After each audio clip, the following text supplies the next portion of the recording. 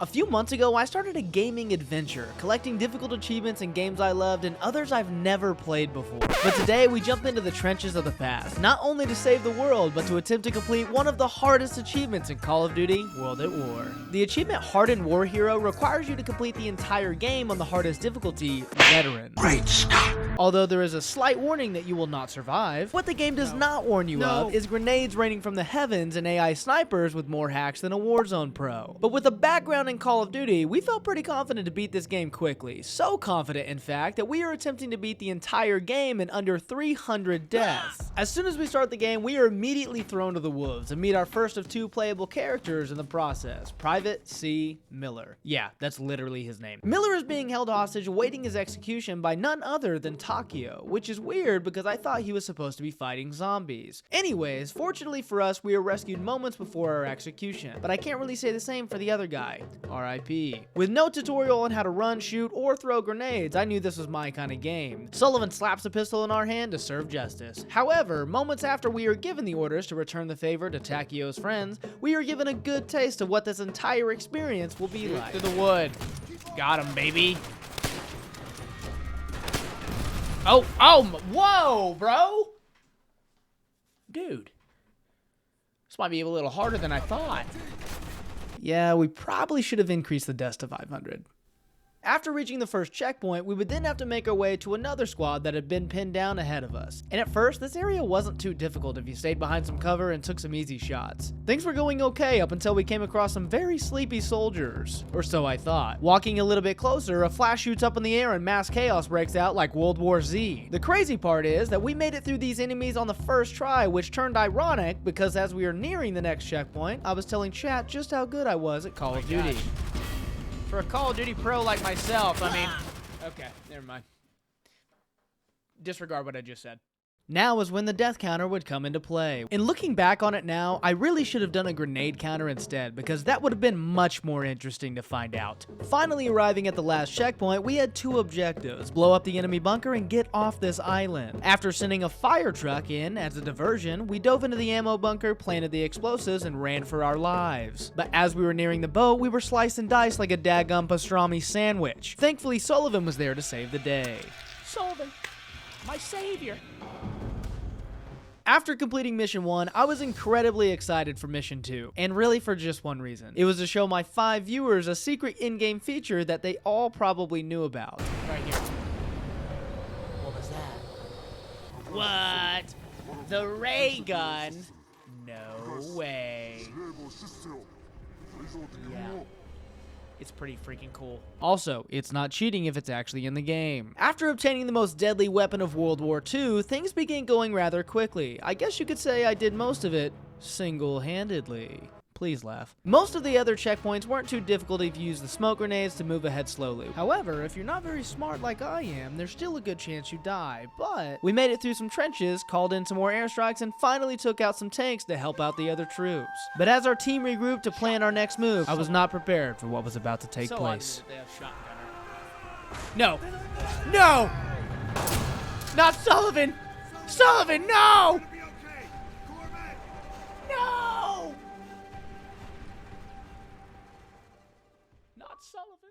With Sullivan's death in the back of all our minds, we would need to be strong and keep our minds sharp as we moved into the swampy waters of Peleliu. But as we moved closer to a friendly plane that had been taken down, things seemed quiet.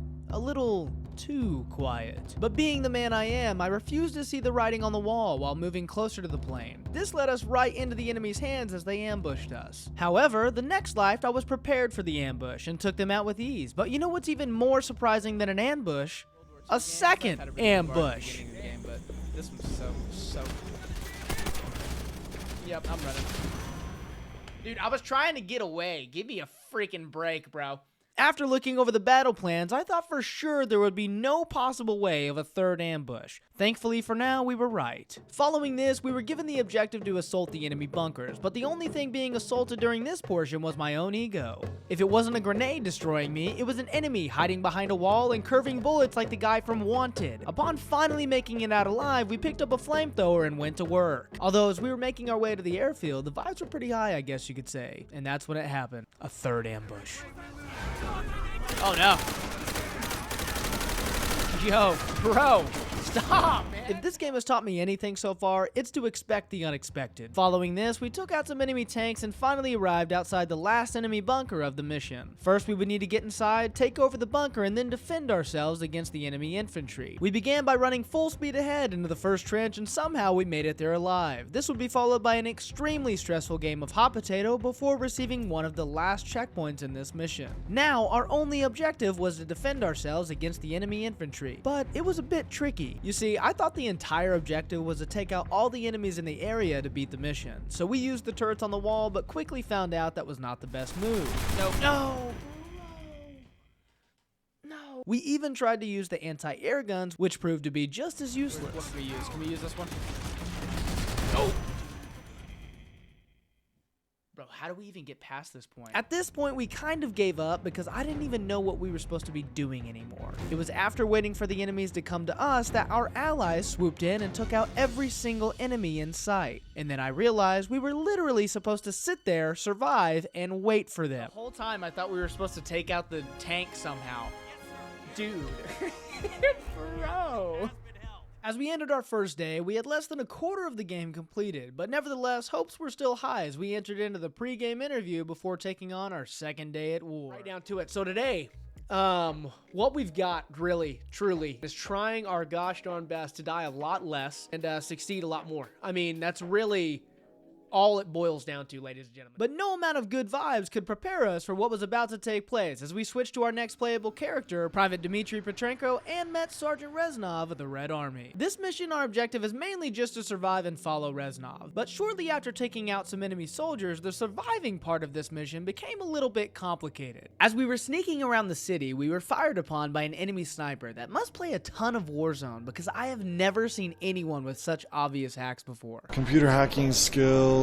Initially, we tried to look for his position by taking a peek from the first floor, but we were immediately dropped like a sack of potatoes. After this, we followed Reznov upstairs and patiently waited for him to reveal the sniper's whereabouts, which gave us a little bit more confidence, and honestly, I'm completely convinced I would have taken him out with the next few bullets if the stream hadn't crashed as we took our next shot. 3, 2. You only wounded him! I wounded him, but he kills me? Okay, we traded, but like, I should have... As you can clearly see, it was definitely the internet's fault and not my skills whatsoever. But after we rebooted the stream and the game, this must have done something to the sniper's hacks because just after 2 attempts, the miraculous happened. Oh, there he was. I think I just saw him. Come on. 3rd floor, right side. No way! Oh my gosh, let's go, baby! Although this portion left us with a whopping 41 deaths, directly following got a little heated. The enemy forces decided to light the building on fire and we must find our way out while being shot at from the windows in the process. I don't know if anyone else struggled with this part, but this was harder than the sniper. And from our experience, it's impossible to just run past all of the enemies without being shot in the back. But even if you happen to take out every single enemy and follow Reznov through the burning building as instructed, there's still a good chance you won't survive. Or 5, whatever you want to call it. Dude! How did I get crushed, bro? I'm following him. I'm following him, bro. I'm doing what I'm supposed to do. Follow Sergeant Reznov. That's what it says to do. And I did that. And I died. Tell me how that happens. But luckily, this didn't happen twice. Barely escaping the burning building alive, we were saved by some of Reznov's comrades, and also given our next objective to provide sniper support. I was thankful that this portion was mainly away from the action, taking out some enemies from the comfort of unseen windows, and actually for the most part, it wasn't that bad, despite when Reznov sabotaged me as the enemies ran past him and absolutely murdered me while he watched. Dude! Where's Reznov, bro? He's standing right there. Watched me die. Who is this guy? Okay? After a long discussion about loyalty, we made it to our last objective in which we would need to take out General Amsul. This part would have been really easy if I was just a better shot, but after finally taking him out, I had no idea his minions would be returning fire so quickly. Get out of here! Yes! Let's go! Oh my gosh! Run! Run, Rez, run! Thankfully, Thankfully, we survived to dive into the river and were one mission closer to our goal. This would launch us 3 years into the future as we team up with Reznov to return the favor on the enemy's home turf, of which you would face enemies that, even though they're on fire, refuse to go down. Talk about committed to the cause. After losing my marbles a couple times and adding 20-something deaths to the death counter, we made it up the hill, and I would love to say this was the hardest part of the mission. But boy oh boy does it get so much worse. After crawling through the trenches in a continuous hail of gunfire and endless spawning enemies, we would then be sent on an objective to take out 4 enemy tanks, which seems incredibly simple, and honestly, it is. But it wasn't the tanks that caused us any difficulty. It was the enemies hiding in the tall grass. Dude, I've got no clue where that guy is, bro. If it wasn't the invisible soldiers that took us out, there was the occasional Molotov that defied the laws of physics and gravity and blew up in our hands.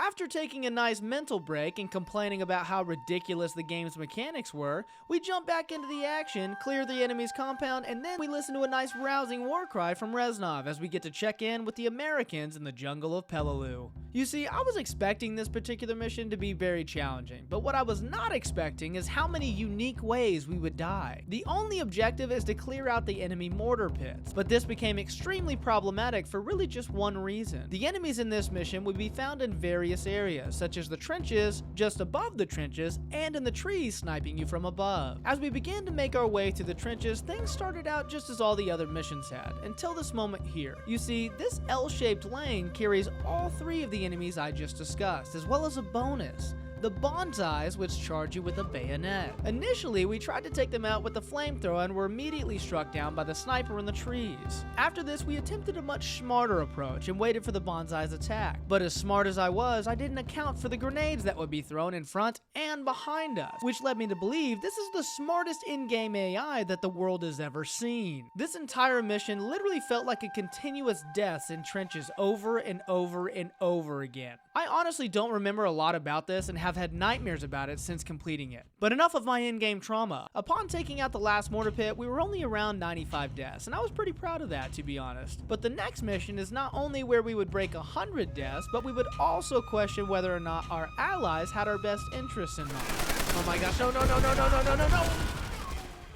Bro. No. We began the mission by running uphill in an attempt to take out the enemy anti-tank positions, and it took quite a bit. I guess there is some truth to that saying about the man with the high ground, and I do say some because after a good 30 minutes, we made it to the top and would need to make our way through a massive line of defense waiting for us. This area is where we finally crossed the big 100 on our death counter. We had another 200 to work with, and although that seems like a lot, it's not. It was also at this moment where we briefly talked to Chad about how difficult it must have been to truly fight in World War II. Like, gives me so much respect for, like, I know it's a video game, but it gives me so much respect for what people possibly could have went through. You know what I'm saying? Or not possibly, but what people went through. I know it's just a video game, but if you or any of your family members have ever served in the military, thank you so much for all you do. The bravery of you men and women is unmatched. Now, where were we? Ah, yes. The Pit of Despair. This last area took us a collective 45 minutes to get through, and was also where we questioned whether or not our allies really knew what they were doing. We were supposed to follow directly behind this flame tank while it cleared out all the enemies ahead of us. Knowing this, I really thought that if I stayed incredibly close to the tank that we would be safe for the most part. But as we would shortly find out, this was not the case at all. Clearly, the best course of action was not to follow so closely behind the tank, as our commanding officer had said. But despite my concerns, we chose to follow orders as a good soldier for about 40 minutes. Coming to the realization that this was not going to end well, we finally chose to do something I never thought I'd do: disobey direct orders. We allowed our tank to move further ahead from us while we sat behind and waited. I may be a coward, but at least I made it to the checkpoint. Let's go, baby! Yes! We gotta pause it for that one, because holy friggin' moly, man. That was a brutal one. Follow the flame tank. I never thought something like that would be so challenging in my entire life, but good grief. Thankfully, the tunnels ahead weren't near as bad as trying to follow the tank just before. But don't get me wrong, instead of downright miserable, it was just Horrible. After a good amount of time, we finally cleared the enemy artillery room for the American troops, and were then shipped back to Germany to lay waste in probably the easiest mission in the entire game. Unless you're like me and can't shoot to save your life. Really, the only objective here is to roll around in a tank, take out a multitude of other enemy tanks, bunkers, and anti-air guns in the process. And for the most part, you're pretty much invincible, except when you're not. What is going on, man? I just don't understand what's happening. I don't know where I'm getting shot from at all. But thankfully, we only racked up an additional 20 more deaths, and we're on our way to Berlin as we arrive by train, receiving another invigorating war cry as we entered the city. Oh, let's go. With your bayonet, with your bare hands, do the same to their wretched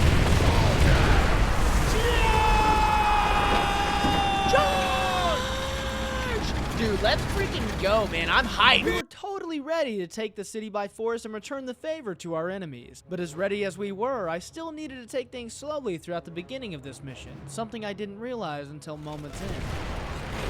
I am ready to take everything down. After that speech, I mean, who wouldn't be? Okay, alright. Yeah, maybe I just need to hear the speech again. After finally making it through this area and into the courtyard of the asylum, we had a hypothesis about the enemy grenades in this game. As you can see here, it really doesn't matter what the trajectory of the grenade is at all, but the game will literally drop it in front of your face anyways. Not only is this the case, but it also doesn't matter if you're behind cover either. This was proven with in-game evidence as soon as we entered the asylum. Dude, I forgot about the double barrel shotgun. Okay, like behind cover, thought I was fine, but apparently not.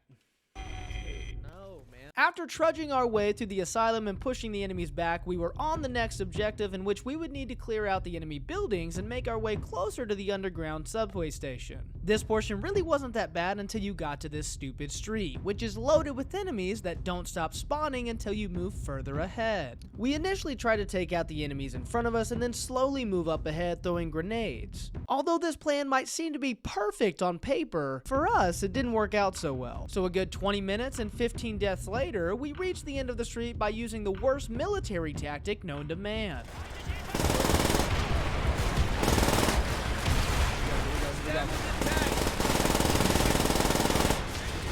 We did it. Okay, nice. Surprisingly enough, this ridiculous plan actually worked, but after crawling our way to safety, our home for the next hour would be the underground subway station, where I was absolutely cheated more than I ever thought possible. Not only is the metro a poorly lit area, but the enemies also like to hide in corners as you make your way ahead, or shoot you from the other side. So as we made our way through the metro, I talked to chat quite a bit here, and when I say talk, I mean complain, because this was miserable. But with the whopping 180 deaths, we were nearing the end of the mission, relaxed a little bit in the chairs as we received our updated objectives. And that's when it happened. Oh my god. No! Surely not, right? Surely that's a checkpoint, please. Oh my god, bro. Holy cow. Oh my gosh. Yep. With family game nights aside, I don't think I've ever been cheated so badly in my life. We were escorted back to the start of the metro, and we were forced to make our way through this process all over again. Thankfully, only 10 more deaths, we made it to the end of the metro, found a corner to hide in as the enemies attempted to drown us with the floodwaters. By the way, I still can't get over how many POV switches you have in Call of Duty games. Which leads us to our next mission in the sky, as the American Black Hats are ordered to take out enemy vessels, aircrafts, and rescue survivors, all while being shot at. This mission is similar to the tank mission. It really wasn't that difficult, but was actually incredibly stressful doing all of these three things at once. We only died one time during this mission, but it definitely took years off my life trying to rescue every survivor that I could, because that's the kind of guy I am. However, in the next mission, Blowtorch and Corkscrew, we had the weirdest and the luckiest thing that's happened to us since this game started. That is, after we listened to Polanski complain about the lack of support. They're coming. When? Just get up the hill, Polanski. Yeah, Polanski. Duh. This guy is just such a complainer, you know? That's what I've learned about Polanski. Guy just complains over and over and over and over again, you know? The main objective is really just to take out all the enemy bunkers in the area, so nothing new for the most part. But the weird part was the mission's difficulty. It wasn't hard, like at all. We hardly had any issues taking out all the bunkers besides my own stupidity when I blew myself up with my own grenade. Bro, you gotta be kidding. We were doing so good. Other than that, we actually had so little issues that I was concerned if we were even on the right difficulty. Yeah, is there a way to make sure that this is on veteran? Because it doesn't feel like veteran right now. Right now, it literally doesn't feel like veteran at all. I figured later on in the mission my luck would run out and we would be taken out as usual, but that didn't happen either. If you think I'm lying, we even had some enemies standing perfectly still, looking directly at us, not shooting us. But I wasn't about to let these easy enemies trick me into being unprepared for a potential ambush. But once again, that never happened. We completed the mission with ease, and surprisingly enough, the achievement for beating the level on veteran popped, proving we were on the right difficulty after all. That was at Blowtorch and Corkscrew. Let's see. Completed on veteran difficulty. Okay, dude. I guess the game felt bad for us because that was by far the easiest one we've had to deal with yet. We died 3 times in that whole mission. Don't worry, the game went back to normal as soon as we started the next mission. Oh my gosh, bro. Okay, now we're back to normal. Okay, good to know. Yeah. We're back to normal. Don't worry about it. After making it to the first checkpoint, we were then greeted by a lot of this. Nowhere. Dadgummit. Dadgummit. Okay, that's my... I'm just an idiot, okay? And then a lot of this. Like that. Oh no. How did it kill me, bro? But once we made it through and had a few mortars to throw in the enemy's direction, things turned for the better. And we made our way to the last checkpoint of the mission, where a few enemy soldiers were finally laying down their arms and surrendering. As we approached to take their weapons, the complete unexpected happened. Keep those hands up. Shit! Stay there. Not gonna make it. No! Roebuck! Miller! They killed the Sarge!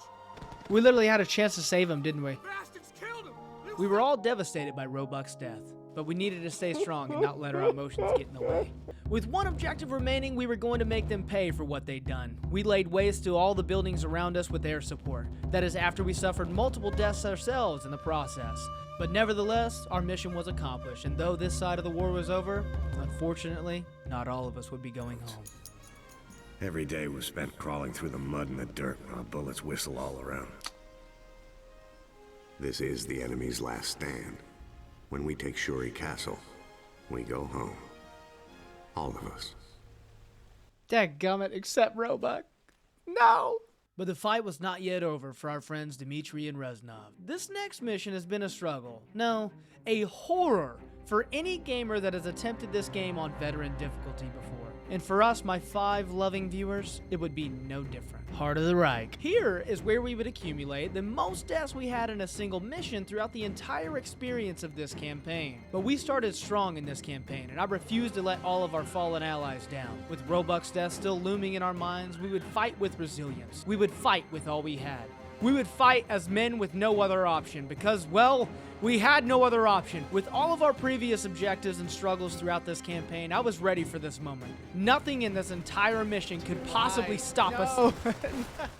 Okay, maybe except for that. Slowly but surely, we were making our way to the climax of this mission. Minus a slight hiccup at this portion, because as soon as you step into view of this doorway, 3 enemy soldiers roast you faster than a hot dog on 4th of July. But after multiple attempts, we were finally able to take them out, moving on to the last mile-long stretch of this mission. And I suggest you sit back and relax, because we're gonna be here a while. The main objective in this part of the mission is to take out all 4 flak guns in the area, with endless spawning enemies as well as more grenades than we've seen in the entire campaign. Before we begin the charge, Reznov gives us one more rousing speech that brought to life a David versus Goliath confidence in me. And if you don't know who that is, you need to read your Bible, my friends. I would love to say we would only hear Reznov's war cry once, but while that is true for you guys, I would have to sit through this short and annoying war cry almost 100 times. With our first attempt going about as you'd expect, a few attempts later, we had one going pretty well. That is until we spoke a grenade into existence. As long as no grenades like come up over here, we're solid. No. Bro.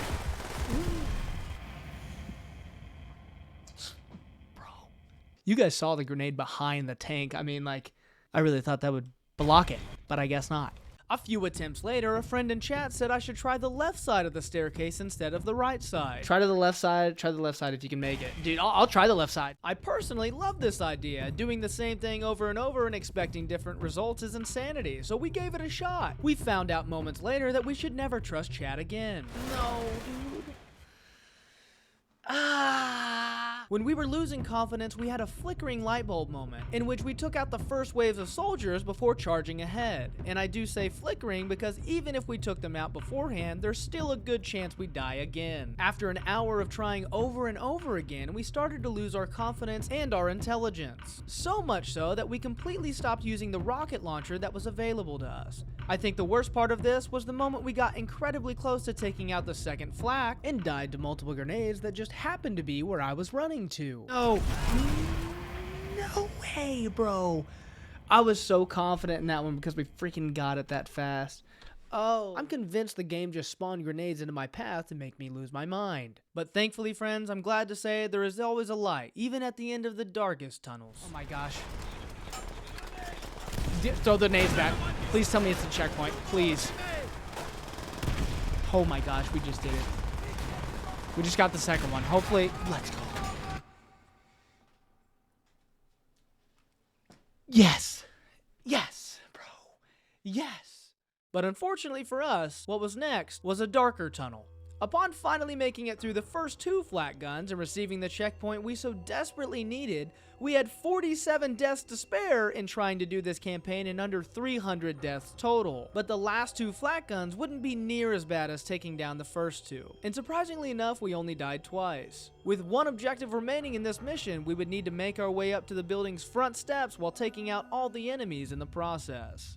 This portion of the game really wouldn't have taken us that long if I would have known one very important piece of information. You see, throughout this entire game, your allies do not push up until you clear the area ahead and move up yourself. But in this area, and only this area, in this entire campaign, is different. All you have to do is continue to take down enemy soldiers and patiently wait for your teammates to push up when the enemies fall back. I, however, clearly did not do my research on this game and had no idea this was even possible. So we spent 45 minutes continuing to try and push forward before it was necessary, resulting in a waste of 34 deaths. And if you're keeping track, this would leave us with a whopping 13 to spare going into the last mission of the game. Here we chose to take things a little bit slower and safer, crawling around like an absolute coward to save myself, which in the end didn't really work out so well. But somehow we managed to get upstairs and above the Parliament room, of which we found a conveniently placed sniper rifle and were able to take out the enemies from a distance. But after we made it down to the floor, we were taken out an additional 2 times.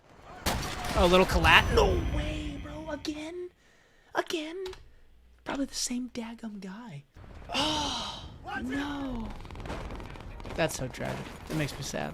We then decided to go back to the crawling tactic while our teammates kept us alive. Surprisingly enough, it worked again, and we were less than 100 yards away from the end of the game with 4 deaths to spare. And this is where things got a little dicey.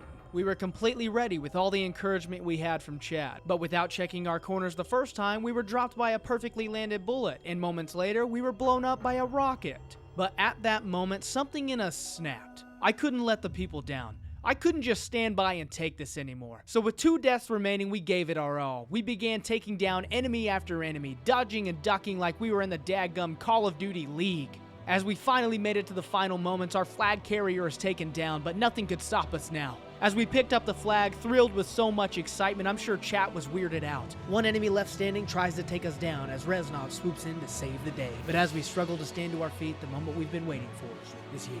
That's what I'm talking about. You guys ready? Yes! As long as you live, the heart of this army can never be broken. Things will change, my friend. As heroes, we will return to Russia's embrace. Oh, finally. Although this game may have been the most brutal attempt so far in our video game adventure, I had a blast playing this campaign again. If you enjoyed the video, subscribe to watch more of our video game adventures. Peace.